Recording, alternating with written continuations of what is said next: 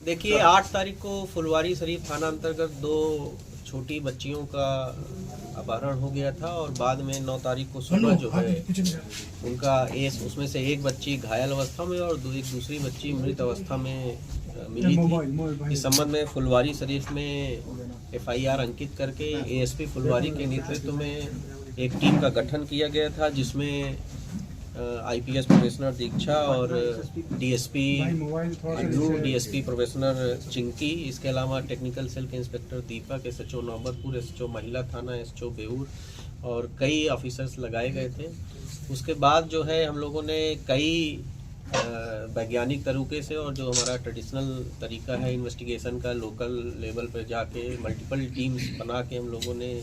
वहाँ की स्थानीय जो छोटी बच्चियाँ थीं, जो महिलाएं थीं, उन लोगों से बात की और उसके बाद जो है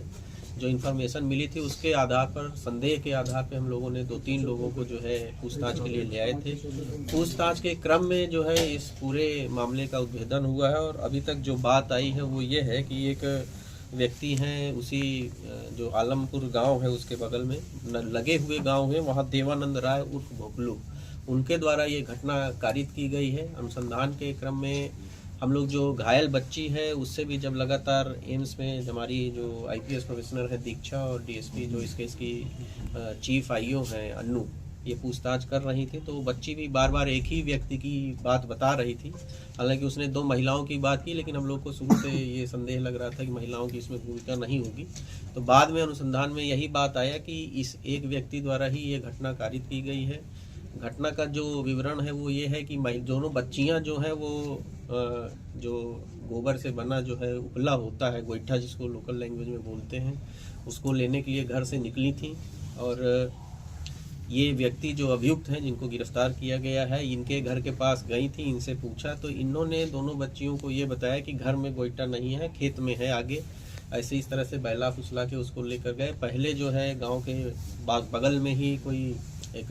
बाग टाइप है, वहाँ लेकर गए। वहाँ पर लेकिन फिर एक महिला आती हुई दिखी, तो फिर वहाँ से आगे बढ़ के गाँव के बगल में ही नहर है, वहाँ लेकर गए। वहाँ फिर दूसरी एक महिला आती हुई दिखी, तो फिर उसको जो है जो तीसरा घटनास्थल है वहाँ लेकर गए। क्योंकि उस दिन काफ़ी कोहरा था, हम लोगों ने जो 1-2 CCTV फुटेज देखा है उसमें भी काफ़ी कोहरा है, जिसकी वजह से कहीं कुछ स्पष्ट दिखाई नहीं दे रहा है, इसलिए किसी ने इनको घटना करते हुए नहीं देखा। और इसके बाद जो है उसी घटना पर इनके जो मृत बच्ची है उसके साथ जो है फोर्सफुली जो है रेप किया गया और जो दूसरी इंजर्ड बच्ची है उसके साथ भी करने का प्रयास किया गया और बाद में जो है जो घायल बच्ची थी, जो मृत बच्ची थी, उसको वहीं बगल में ही जो निर्माण कार्य से कुछ सीमेंट के टूटे हुए ब्लॉक्स थे उससे उसके सर में, दोनों बच्चियों के सर में मारा गया, जिसमें से एक बच्ची की मृत्यु हो गई और दूसरी बच्ची को भी मृत जानकर ही इनके द्वारा वहां छोड़ा गया था। उसके बाद गिरफ्तारी के बाद जो है हम लोगों ने अभियुक्त की निशानदेही पर जिस पत्थर से बच्ची को मारा गया था उस पत्थर को भी बरामद कर लिया है कल रात में और उस पत्थर पे भी काफ़ी खून लगा हुआ पाया गया है, जिसको हम लोग जब्त करके फर्दर FSL जांच के लिए बेच रहे हैं। इसमें पूछताछ के क्रम में ये भी बात आई, जब हम लोग कल इनसे पूछताछ कर रहे थे तो इन्होंने पुलिस को जो है बहकाने की भी कोशिश की, 2 व्यक्तियों का नाम बताया, लेकिन आगे अनुसंधान के क्रम में उसमें एक और महत्वपूर्ण बात प्रकाश में आई कि जिस व्यक्ति का ये नाम बता रहे थे, जो बता रहे थे कि इनके साथ घटना में शामिल है, उसकी बच्ची को भी इन्होंने जो है 3-4 महीने पहले गोद में उठा के ले जाते हुए देखा था, लेकिन उसकी मां ने देख लिया था और उसके बाद शोरगुल करके उसको बचाया था और उस संबंध में भी गांव वालों ने इनके साथ कुछ हल्की फुल्की मारपीट और गाली गलौज किया था, लेकिन इस घटना की सूचना पुलिस को नहीं दी गई थी। उसी के परिवार से जुड़ा एक और व्यक्ति का नाम इनके द्वारा बताया गया था, लेकिन बाद में अनुसंधान के क्रम में ये पता चला कि उस व्यक्ति की माँ को एक घटना हुई थी फुलवारी शरीफ में 19 अप्रैल को, जिसमें फुलवारी शरीफ में केस नंबर 590-23 अंकित है, जिसमें एक 72 साल की महिला को वो अपने घर के दलान में सोई हुई थी, वहाँ से घर से खींच के जो है उसको ले जाया गया था और उसके बाद उसका शव जो है मिला था। उसमें भी उसके सर पे पत्थर से मार के या किसी मजबूत चीज़ से मार के उसकी हत्या कर दी गई थी।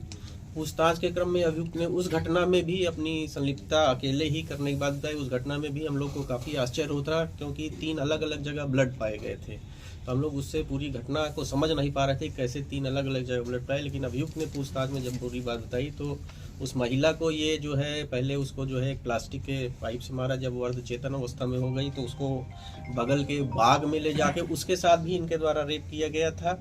लेकिन हालांकि पोस्टमार्टम रिपोर्ट में इस बात की कोई उल्लेख नहीं है, इसकी पुष्टि नहीं हो पाई है, लेकिन पूछताछ के क्रम में इन्होंने इस चीज़ को एक्सेप्ट किया और फिर पुनः जो है उसको ला के वापस अपनी जगह रखने का प्रयास किया गया था खींच के, इसीलिए वो 3 जगह ब्लड मिला था। और जो हम लोग पोस्टमार्टम रिपोर्ट देख रहे हैं तो उस पोस्टमार्टम रिपोर्ट में भी महिला के जो पिछला शरीर का हिस्सा है उसमें काफ़ी जगह इस तरह के इंजरीज पाए गए हैं जो है ज़मीन से पीठ के बल खींचा गया था। तो उस घटना में भी इन्होंने अपनी संलिप्तता स्वीकार की है। उस घटना को भी हम लोग अब फिर से जो है उसमें इन्वेस्टिगेशन जो हमारा रुका हुआ था उसको फिर से आगे बढ़ा रहे हैं। इस प्रकार जो पटना पुलिस ने इस घटना का पूरी तरह से उद्भेदन कर लिया। जो पीड़ित बच्ची है उसका भी स्टेटमेंट हम लोगों ने लिया, पूरी तरह से स्वस्थ हो जाएगी तो फिर विस्तृत स्टेटमेंट लेकर 164 का स्टेटमेंट कराया जाएगा। और आगे जो अनुसंधान है, जो सबसे महत्वपूर्ण बात है इस केस में कि पूरा इस केस का जो इन्वेस्टिगेशन हुआ है वो इसमें जो एविडेंस हम लोग कलेक्ट किए अभी तक घटना स्थल से और एम्स से जो हमको डॉक्टर्स ने दिया है, तो हम लोग इस बात के लिए पूरी तरह से आश्वस्त हैं कि साइंटिफिक एविडेंस के बल पर हम लोग शीघ्र ही इस घटना में जो दोषी हैं उसको सजा दिला पाएंगे। सर, एक्यूज का बैकग्राउंड क्या है? क्या कोई क्रिमिनल बैकग्राउंड? एक्यूज का क्रिमिनल बैकग्राउंड है सच नहीं है, लेकिन अभी पूछताछ के क्रम में इसी ने हमको बताया कि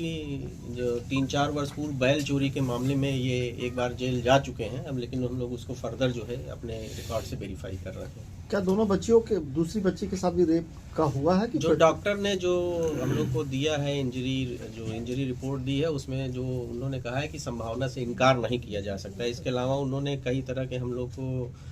सीजर दिए हैं जिसको फर्दर हम लोग एफएसएल जांच के लिए भेज रहे हैं और उसके बाद एफएसएल जांच से जो चीज़ें आएंगी उससे हम लोग कोरोबोरेट करें। इसमें एक चीज़ और महत्वपूर्ण बात इन्होंने बताई, जो मृत बच्ची है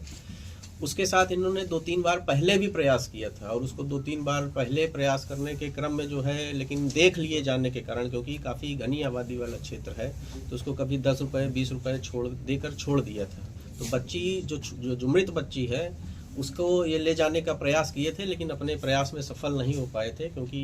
घनी आबादी का क्षेत्र होने, जैसा इन्होंने स्वयं ही बताया कि कई बार आते जाते लोग मिल जाते थे। ये घटना भी जब हुई तो उस दिन भी 2 अलग अलग जगहों पर ले जाने के कारण, 2 महिलाओं के आ जाने के कारण ये घटना नहीं कर पाए। तो यही इस चीज़ को जब हम लोगों ने बच्ची का जो स्टेटमेंट है उससे कोरोबोरेट किया तो वो भी लगातार यही कह रही कि एक आदमी और 2 महिला है। हम लोग ये इन्फरेंस ड्रा कर रहे हैं कि वो दोनों महिला वही है। हालांकि अभी तक कोई महिला सामने आई नहीं है, लेकिन हम लोग जो है हमने अपने जो एएसपी फुलवारी हैं और एसएचओ फुलवारी जो एसआईटी के सदस्य हैं, हमने इनसे कहा है कि जाएंगे गांव में और ये अनुरोध करेंगे जो 2 महिलाएं हैं वो सामने आए अगर उन्होंने देखा है। और आपके माध्यम से भी हम लोग अनुरोध कर रहे हैं कि अगर वो दोनों महिलाओं ने इस व्यक्ति को दोनों लड़कियों के साथ देखा है तो जरूर सामने आए, पुलिस को स्टेटमेंट दें और हमको जो है अभियुक्त को सजा दिलाने में काफ़ी मदद मिलेगी। सर, आपने बात की कि 2